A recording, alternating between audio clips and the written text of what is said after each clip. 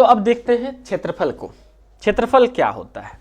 तो जैसे मैंने एक आकृति बनाया था आपको, मैंने ये आकृति दिखाई थी ना आपको, और मैंने कहा कि यहाँ से कोई चलना स्टार्ट करेगा, यहाँ तक पहुँचेगा, फिर नीचे आएगा, फिर यहाँ तक चलेगा, फिर से वापस यहाँ पहुँच जाएगा, तो वो उसका क्या होगा? परिमाप होगा।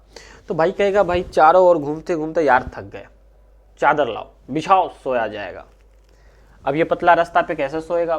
तो ये एक फील्ड बन गया, इस परिमाप से घिरा हुआ कुछ क्षेत्र बन गया ना।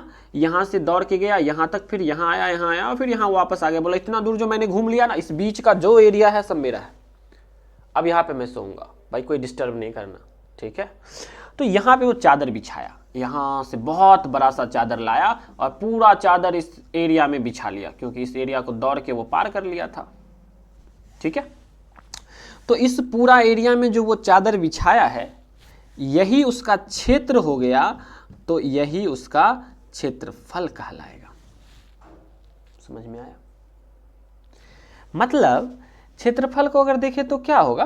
क्षेत्रफल का मतलब हुआ यहां से यहां तक की लंबाई और यहां से यहां तक की चौड़ाई,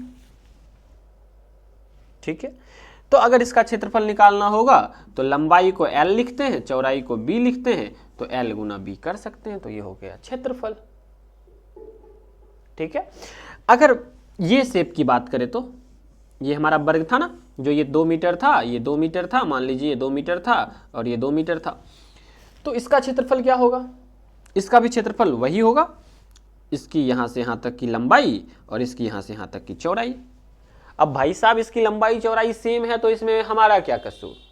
क्षेत्रफल में तो हम लंबाई लेंगे और चौड़ाई लेंगे, तो इसका तो सेम ही है, तो इसको हम कह सकते हैं भाई एक ही भुजा है, उसी का स्क्वायर कर ना दीजिए, बार बार गुना क्या आप कर रहे हैं, एक ही को कर दीजिए ना। ऐसे भी तो करोगे ना आप, लंबाई हो गया आपका 2 मीटर और चौड़ाई भी हो गया आपका 2 मीटर, तो 2 × 2 4 मीटर, स्क्वायर करोगे कि नहीं करोगे बताओ?